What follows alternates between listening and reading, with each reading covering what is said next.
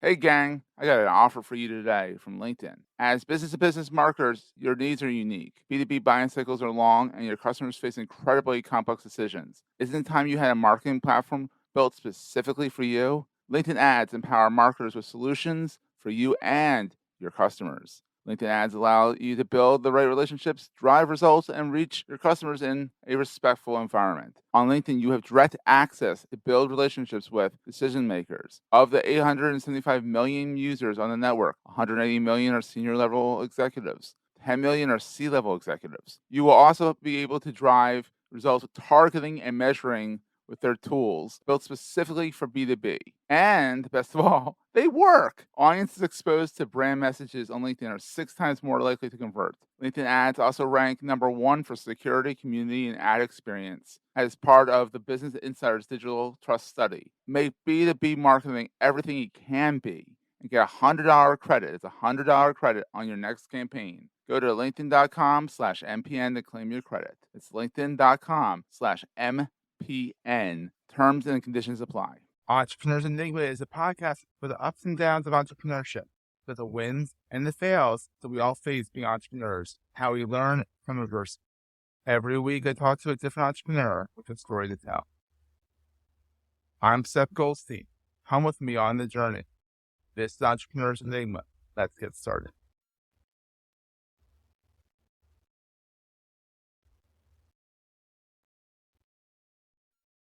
Hey, everybody. Welcome to another edition of the Entrepreneurs Enigma podcast. I'm your host, as always, and it's always been this way. Since I've been born, I've been Seth Goldstein. So I don't really know how to start these podcasts, so just being goofy. Today, I'm here with Tim Dodd of JTD Group. I got it right the first time. Nice. Hey, Tim, how's it going, buddy? Go Blue Hens, it's going well. Yeah. I could have worn I have a Goldstein Media hat I could have worn, but I didn't go with the shirt, so I have to go matchy. But so Tim, it's been a while. I don't even know how I first met you. Like I think it's through LinkedIn or something, or maybe in person. I don't know. No, we met at the PANMA event in our 20s when, well, you're a little younger than me, but yeah, we met at PANMA.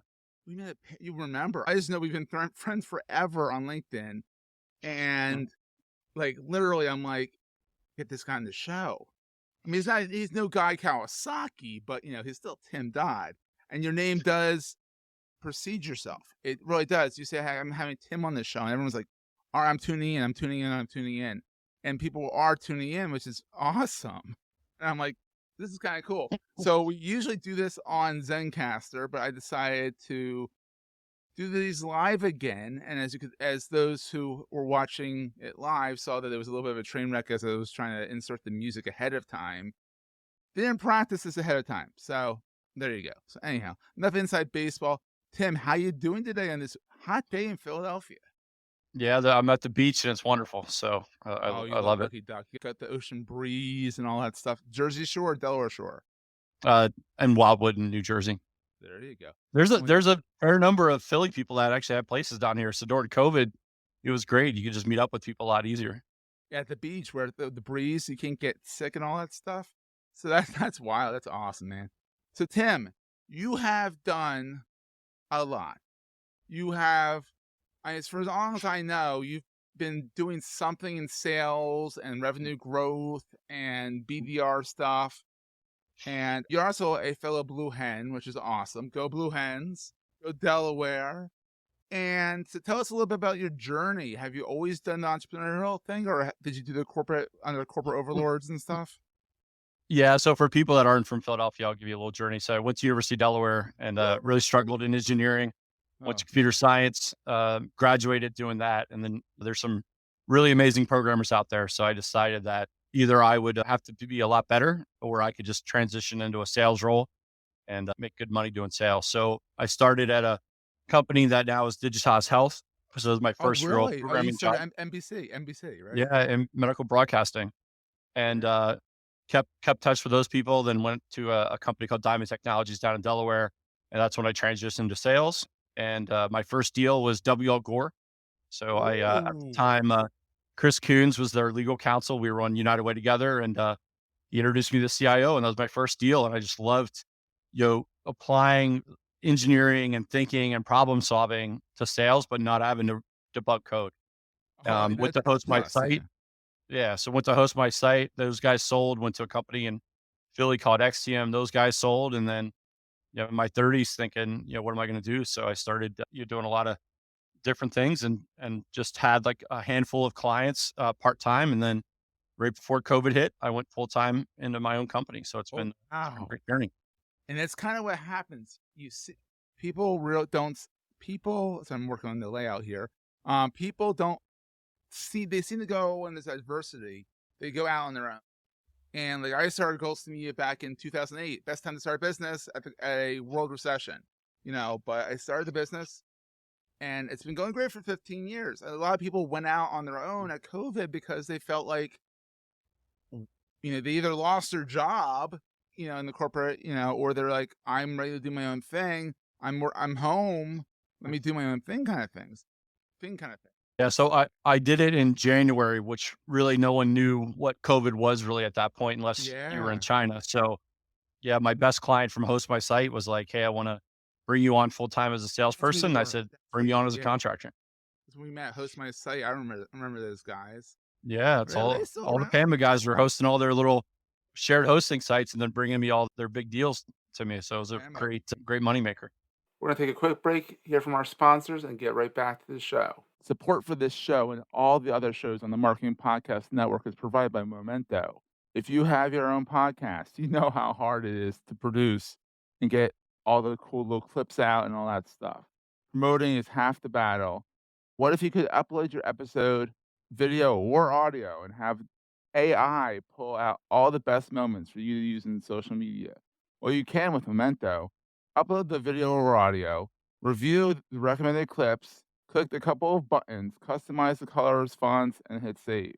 Instantly, Instagram Reels, YouTube Shorts, Facebook, and LinkedIn posts all materialize before your eyes, all with video and audio embedded for dynamic promotions that drive people to the episode. And the AI kicks out show notes, even transcripts, and even social media captions. All you have to do is review and post them. Because you listen to this show, you get a free trial of Memento to test for yourself. Go to bit.ly/Memento MPN and sign up today. It's bit.ly, bit.ly/Memento MPN. Yeah, Pam and May, rest in peace. I talked to Reed. It's not coming back. There's a networking event that's gonna happen in May. Oh, really? It shows what I know. Yeah. But Pamela is Philadelphia or Pennsylvania. Philadelphia. I think it's Philadelphia. Philadelphia Area New Media Association. Which is now the new media that they were talking about was the internet back when they started 30 years Exactly. ago. And that's not new media anymore. So, but definitely that'll be great to see that everyone back, at least for a happy hour or whatnot. They didn't survive the pandemic. It was getting a little long in the tooth a little bit. Now they could probably do Web3 and kind of stuff like that. But anyhow, we're digressing here. So now you're doing your own thing. You're a fractional CSO, sales officer, right? Well, so I work with fractional like chief marketing officers, sales officers, and I'm basically doing the work. Oh, so you're So the fractional. yeah. So during COVID, there was a huge uptick of like when I was at Host My Site, we would just be on 30-minute phone calls all day, right? So there's a Mhm. huge uptick of customers that had to get on the phone and sell virtually, Yeah. right? They couldn't go meet up in person. So what I started doing was managing people's LinkedIn profiles and then getting them sales qualified leads. So Seth's really good at being creative and doing the discovery calls and all that stuff. My job is to get customers in front of you that are likely to buy.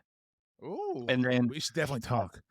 yeah. So as the LinkedIn world has gone from connect and pitching to content and all those things, now I'm starting to train my customers how to use LinkedIn effectively. And then I'll use my tools to help keep the funnel going. And then we have a project manager and virtual assistants that will make sure that you're not dropping the ball on your leads, but ultimately you're the one doing the meetings and closing your deals. Oh my God, I love that. You're more than just a deal maker, like a meeting taker. You're also making sure that you're following through, that the person that hires you is following through, which is often a missing link. They're saying nothing came through with it. Well, did you follow up with them? And they're like, no. I'm like, that's on you, not me. I got you in front of them. You're making sure that they follow through, which is great. Right. So what you find in the lead generation space, and a lot of companies just give you meetings for the sake of meetings. Well, you're running your own business, you're doing the work. You don't have time just to take meetings. You want those to have a fair chance at closing. So Yeah. we're trying to stick with technology companies because I've sold tech before. So Yeah. I understand who your ideal customer profile is. I understand the enterprise sale and going after clients that can't afford a full-time enterprise sales rep, but Yeah. have the same needs. That's fantastic. What is the best thing about being an entrepreneur? I think you could pick the clients that you work with, right? So when you're a Yeah. full-time employee, I would say that's your paycheck, right? That's 90% of your income. When you're an entrepreneur and you got a lot of these fractional guys might have 4 to 8 customers, one customer goes away, it doesn't, change your pocketbook, right? So that's one advantage. But then just picking the clients that you like. A lot of my clients I've known my whole sales career, and I'm able to work with them and just add value. I know them well. I know they can execute, and that's what I love, right? And then, like in your world, maybe someone comes to you 5 days from now and says, "I need a website." Then a year from now, they say, "Hey, I need to redo their website." So you get to Awesome. work with the same core people over and over again, even if it's not, every consistent month. So on the flip side, what keeps you up at night? For me, a lot of it's been execution. I mean, trying to scale the business as a solopreneur is a little nuts. I get really Putting it nuts when I have lightly. too many clients. What's that? It's putting it lightly. It's kind of nuts. It's a little nuts. No, it's nuts. Trying to scale and make things grow and all that. So, and how's that been going so far?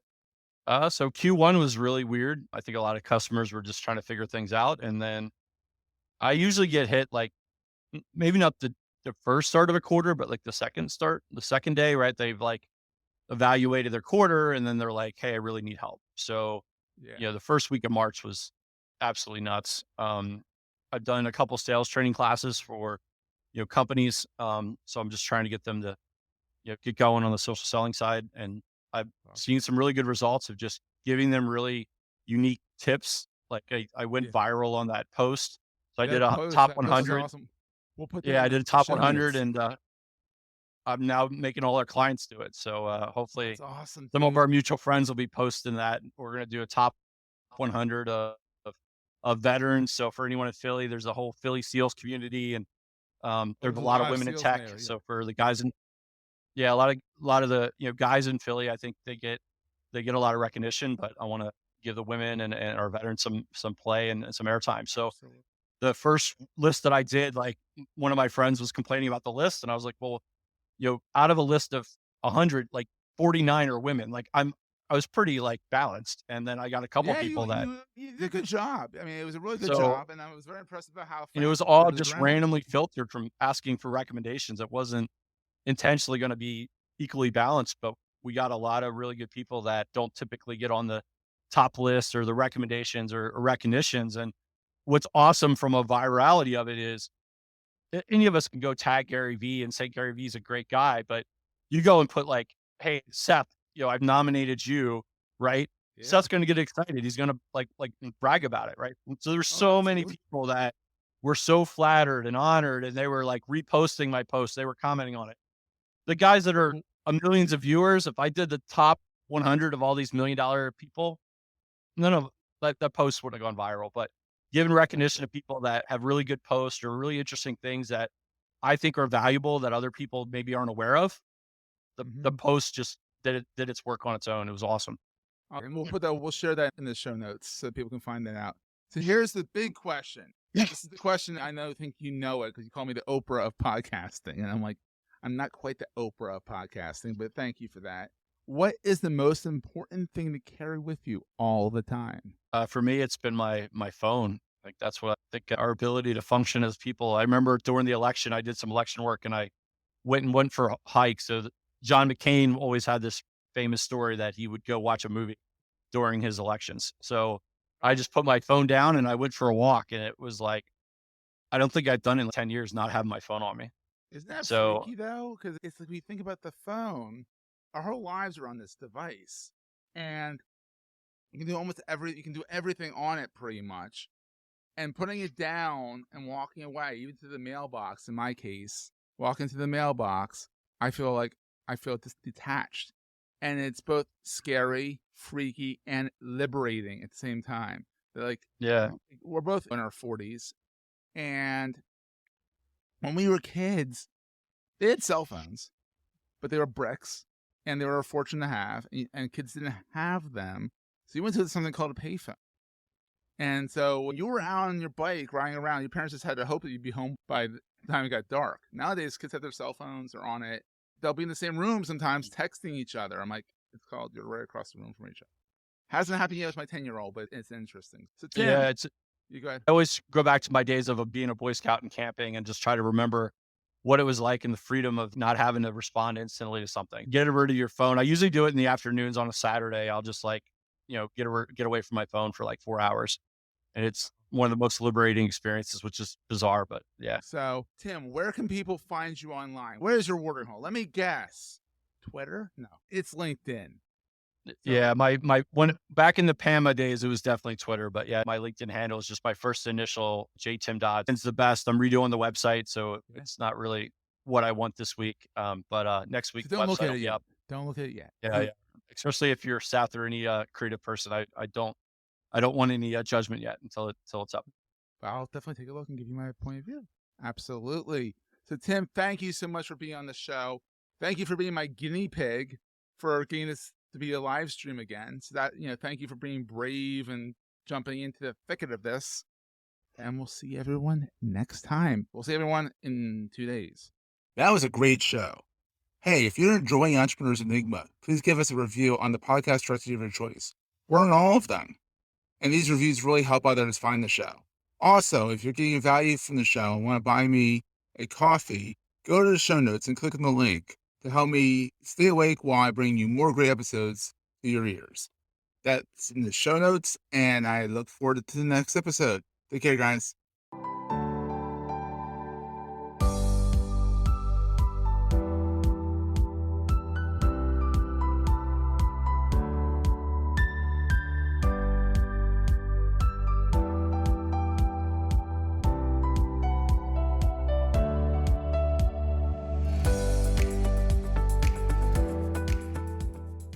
Goldstein Media hopes you have enjoyed this episode. This podcast is one of the many great shows on the MPN Marketing Podcast Network.